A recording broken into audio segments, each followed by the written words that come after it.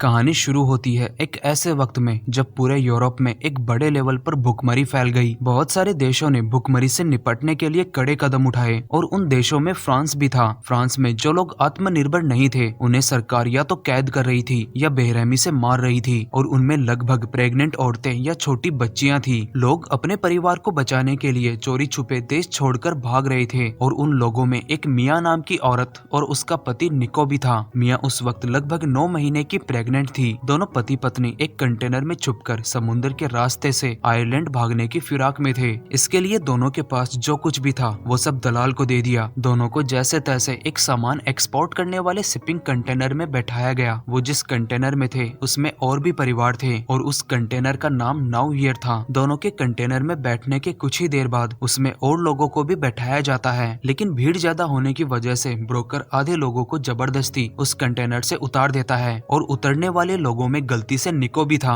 निको और मिया अलग हो जाते हैं। कंटेनर बंद होने के बाद मिया एक छोटे से छेद से देखती है कि उतारे गए लोगों को एक दूसरे कंटेनर में डाला जाता है जिसका नाम 107 था। निको भी उन्हीं के साथ था। मिया कंटेनर का नाम याद कर लेती है। वो बाद में अपने फोन से निको को कॉल करती है तो निको उसे बोलता है कि उसे जैसे ही मौका मिलेगा वो भागकर उसके पास आ जाएगा। निको मिया को अपने फोन की बैटरी बचाने के लिए कहता है। मिया जिस कंटेनर में थी वो कंटेनर पोर्ट पर पहुंचता है, लेकिन वहाँ कुछ गार्ड्स थे जो हर एक कंटेनर को खोलकर उनकी जांच कर रहे थे। जब नाउ हियर कंटेनर की बारी आई तो उन्होंने उसे भी खोलकर चेक किया, लेकिन उसमें सामान के अलावा कुछ नहीं था क्योंकि सारे लोग कंटेनर के आखिर में बने एक डिवीजन में छुप गए। बाहर से देखने में ऐसा लग रहा था कि वहाँ सिर्फ सामान है, लेकिन जब एक गार्ड ने बारीकी से जांच की तो उसे झोल का पता चला। वो कंटेनर में जाकर बोलता है कि अंदर जो भी हैं वो चुपचाप बाहर आ जाएं, हम उन्हें कुछ नहीं करेंगे, अगर नहीं आए तो हम गोलियां चला देंगे। ये सुनकर सभी लोग बाहर आ गए, सिर्फ मिया को छोड़कर। मिया चुपचाप पास पड़े एक बॉक्स के ऊपर चढ़ गई जिससे वो गार्ड्स को नहीं दिख रही थी, लेकिन दूसरी तरफ लोगों के बाहर आते ही गार्ड्स ने उन पर अंधाधुंध गोलियां चलाना शुरू कर दिया। वहाँ मौजूद प्रेग्नेंट औरतें और छोटी बच्चियां सब मारी गई। मिया चुपचाप बिना आवाज किए उस बॉक्स के ऊपर लेटी रही। मारकाट खत्म करने के बाद गार्ड्स ने कंटेनर को साफ किया और उसे आगे के लिए रवाना किया। सब कुछ शांत होने के बाद मिया ने अपने पति से कांटेक्ट करने की कोशिश की, लेकिन वो उसका कॉल नहीं उठा रहा था। उसे अपने पति की बहुत टेंशन होने लगी थी, लेकिन वो कुछ कर भी नहीं सकती। थोड़ी देर बाद उसके कंटेनर को एक बहुत बड़ी कार्गो शिप में रख दिया जाता है और वो शिप पोर्ट से आयरलैंड के लिए रवाना हो जाती है। मिया कंटेनर में चुपचाप बैठी थी, तभी उसे कोने में एक बैग पड़ा दिखा। बैग किसी फैमिली का था जो उसके साथ थी।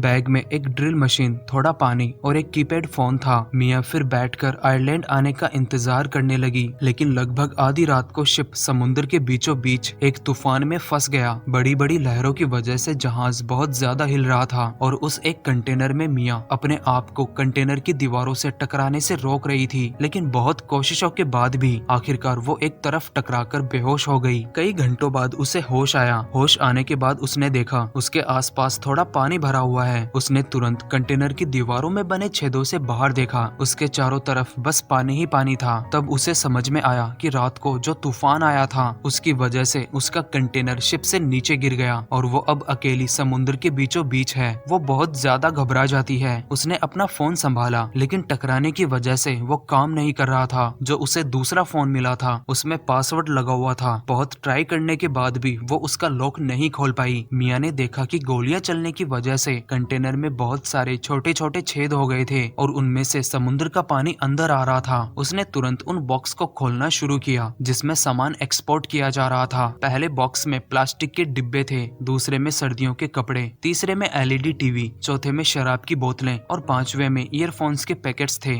इनमें से कुछ भी मिया के काम का नहीं था। तभी उसे एक चिपकाने वाली टैप मिलती है। टैप से वो उन होल्स को बंद करती है जिनमें से पानी अंदर आ रहा था। वो छठवे बॉक्स को खोलने ही वाली थी कि तभी उसे बाहर से कुछ लोगों के चिल्लाने की आवाज आती है। छेद से बाहर देखने पर वो देखती है कि वो कंटेनर जिसमें निको था वो धीरे धीरे पानी में डूब रहा है। ये देखकर मिया पूरी तरह टूट गई कि उसने निको को खो दिया। मिया कीपैड फोन का लॉक खोलने में कामयाब हुई। उसने अपना सिम कार्ड उस फोन में डाला। वो बार बार निको को कॉल किए जा रही थी, लेकिन दूसरी तरफ से कोई रिस्पॉन्स नहीं था। मिया दुख के मारे अब हार मान रही थी। उसके पास एक छोटा सा चाकू था। उस चाकू से वो अपने हाथ की नस काटने वाली थी कि तभी उसके पेट में थोड़ा सा दर्द होता है, जैसे बच्चा अंदर अपने हाथ पैर चला रहा हो। मिया ने तुरंत सुसाइड करने का प्लान बदल लिया। जैसे जैसे उसे अभी अभी होश आया हो कि वो अपने साथ साथ इस बच्चे को भी मारने वाली थी। मिया चुपचाप सो गई। अगली सुबह जब उसकी आंख खुली तो उसने देखा कि बाहर से पानी बहुत ऊपर तक आ गया था। जो टेप्स उसने लगाई थी वो उतर चुकी थी। उसे छेदों को किसी दूसरी चीज से बंद करना होगा जो आसानी से अपनी जगह से ना हटे। मिया ने छठे बॉक्स को नहीं खोला था। उसने बड़ी उम्मीद से उस बॉक्स को खोला, लेकिन उसके अंदर भी प्लास्टिक के डिब्बे ही थे। वो पूरी तरह हताश हो गई, लेकिन तभी उसे एक आइडिया आया। डब्बों के ढक्कन में रबड़ की सील लगी हुई थी। मिया ने रबड़ को निकालकर उन्हें उन छेदों में फिट कर दिया जिनमें से पानी आ रहा था। छेद एक बार के लिए तो बंद हो गए। अब मिया को कंटेनर के अंदर जो पानी था उसे निकालना था। एलईडी के बॉक्स में उसे कुछ पाइप के टुकड़े मिले। पाइप और प्लास्टिक के डिब्बे से उसने कंटेनर का पानी खाली किया। मिया ने अपने देश के इमरजेंसी नंबर पर कॉल किया, लेकिन उसका कॉल कनेक्ट नहीं हो रहा था क्योंकि वो देश की बॉर्डर से दूर थी और किस देश के पानी में थी उसे पता नहीं था। उसे ये तो पता चल चुका था कि वो यहाँ लंबी रहने वाली है, तो उसने दिन गिनने शुरू कर दिए और साथ ही एक मार्क भी लगाया। पानी अगर उस मार्क से ऊपर गया तो किसी भी हालत में उसे कैसे भी कंटेनर से निकलना होगा। मिया ने अपने पास जो सामान था उसे चेक किया। किस्मत से उसके पास थोड़ा खाना और पानी था।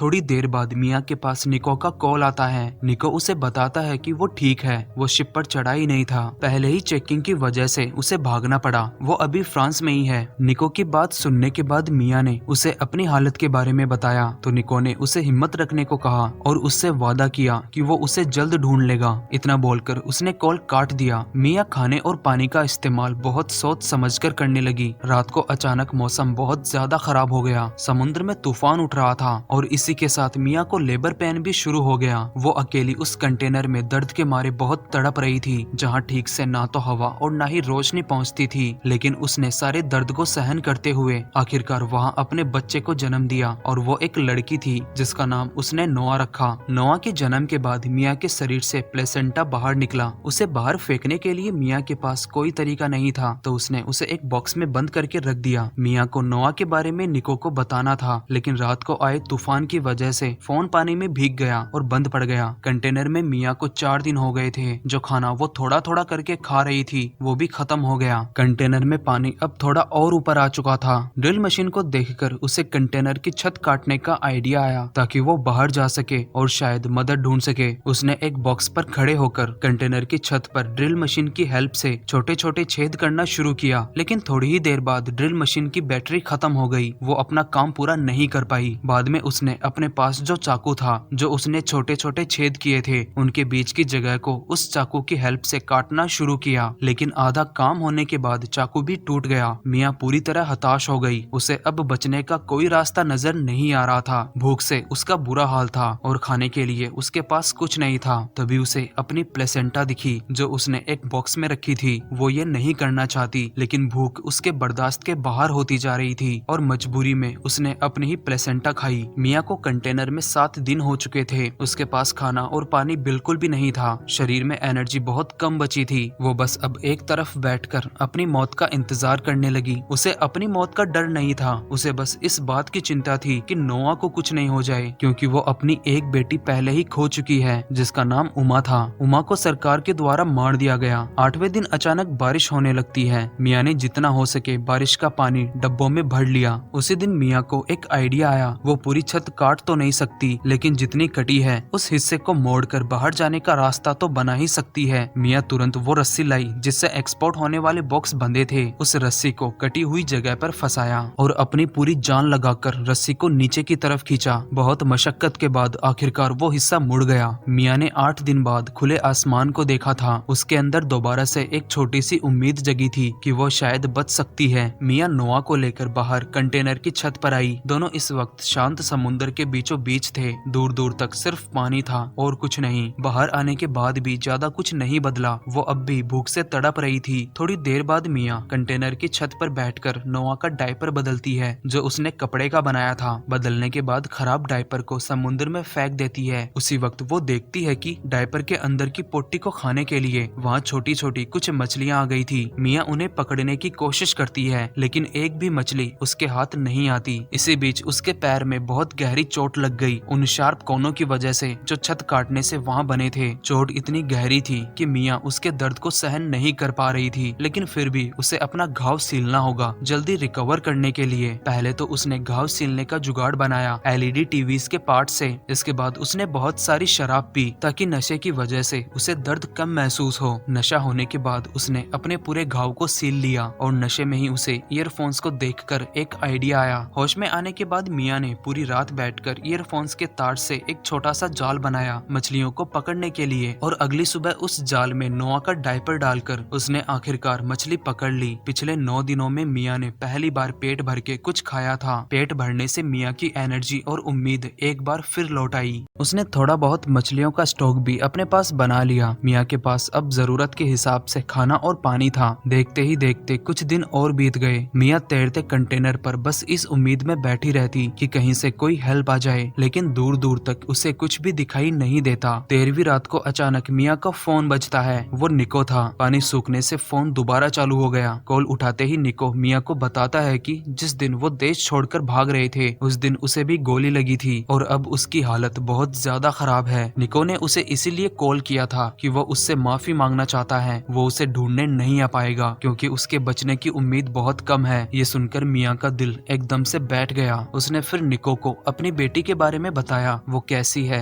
दिखती कैसी है, पूरा दिन क्या करती है। बातें करते करते दोनों का दिल भर आता है। दोनों एक दूसरे से उसी वक्त मिलना चाहते थे, लेकिन हालातों की वजह से दोनों मजबूर थे। बातें करते करते आखिरकार मियाँ के फोन की बैटरी खत्म हो गई और दोनों ने शायद एक दूसरे को आखिरी गुड बाय बोला। मियाँ के पास अब जिंदा रहने की आखिरी उम्मीद सिर्फ नोआ थी। देखते ही देखते मियाँ को कंटेनर में रहते हुए 26 दिन से ज्यादा हो गए। एक लिमिट के बाद वो पानी को कंटेनर में आने से नहीं रोक पा रही थी, इसलिए वो अब उसकी छत के ऊपर रहने लगी। ये बात उसे अच्छे से मालूम थी कि एक न एक दिन ये कंटेनर डूब जाएगा, इसीलिए उसने प्लास्टिक के डिब्बे, लकड़ी और ईयरफोन्स के तारों की रस्सी की हेल्प से एक छोटी नाव टाइप कुछ बनाया ताकि कम से कम नोआ को बचाया जा सके। एक दिन अचानक मियाँ देखती है कि उसके कंटेनर के ऊपर एक सीगल आकर बैठता है। ये देखकर मियाँ की आंखें उम्मीद से भर जाती है। उसे पता चल चुका था कि वो किनारे के बहुत नजदीक है, लेकिन आंखों से वो अभी भी किनारा नहीं देख पा रही थी। उसे ये पक्का नहीं पता था वो किस ओर है। और कुछ दिनों बाद आखिरकार वो वक्त आ ही गया जब कंटेनर पानी में पूरी तरह डूब गया और वो रात का वक्त था। नोआ उस छोटी नाव के ऊपर थी और मियाँ पानी में। मियाँ ने नाव को पकड़ रखा था। रात से सुबह हो गई। कई घंटों से वो पानी में ऐसे ही थी। इस वजह से वो बुरी तरह थक गई। उसकी हिम्मत धीरे धीरे जवाब देने लगी थी। जैसे ही सुबह हुई मियाँ ने एक डिब्बे से कुछ मछलियाँ निकाली। उन्हें खाया नहीं बल्कि पानी में गिरा दिया, और ये उसने जानबूझ के किया था ताकि वहाँ सीगल्स आ सके। और थोड़ी ही देर में उसके चारों तरफ बहुत सारे सीगल मंडराने लगे, और जैसी मियाँ को उम्मीद थी इतने सारे सीगल समुद्र में एक जगह मंडराने से एक मछुआरे परिवार ने उनको नोटिस किया जो वहीं आसपास मछली पकड़ने आए थे। उन्होंने तुरंत अपनी नाव सीगल्स की तरफ मोड़ी। उन लोगों ने उस छोटी नाव के पास पहुंचकर नोआ को अंदर लिया, लेकिन वहाँ मियाँ नहीं थी। मियाँ ने नाव को छोड़ दिया था क्योंकि उसके पास अब इतनी ताकत नहीं बची कि वो उसे और पकड़कर रख सके। वो समुद्र में डूब चुकी थी। लेकिन तभी मछुआरी ने नोटिस किया उस छोटी नाव से एक रस्सी निकलकर समुद्र में जा रही है। उसने रस्सी को खींचना चालू किया। रस्सी को खींचने से मियाँ पानी के बाहर आई। मियाँ ने खुद को नोआ की नाव से बांध रखा था ताकि किसी लहर की वजह से वो उससे दूर न हो जाए। मछुआरे परिवार ने मियाँ को भी ऊपर लिया। वो बेहोश थी। मछुआरी ने उसे CPR दिया। उसे पानी में डूबे ज्यादा वक्त नहीं हुआ था, इसीलिए वक्त पर CPR मिलने से वो बच गई। होश में आते ही मियाँ ने सबसे पहले अपनी बेटी को संभाला। नोआ भी एकदम ठीक थी। मियाँ और नोआ को अपने साथ लेकर मछुआरा परिवार किनारे की तरफ जाने लगा। उस परिवार से थोड़ी सी बात करने पर मियाँ को पता चला कि वो आयरलैंड पहुँच गई है। उसे जिंदगी में इतनी खुशी कभी नहीं हुई जितनी आज उसे आयरलैंड पहुँच कर हुई है। और यहीं पर ये कहानी खत्म हो जाती है। यहाँ तक पहुँच गए हो तो वीडियो को लाइक करें। चैनल पर पहली बार आए हैं तो चैनल को सब्सक्राइब करें और बेल आइकन को भी जरूर प्रेस करें। तो मिलते हैं अगले वीडियो में एक नई कहानी के साथ।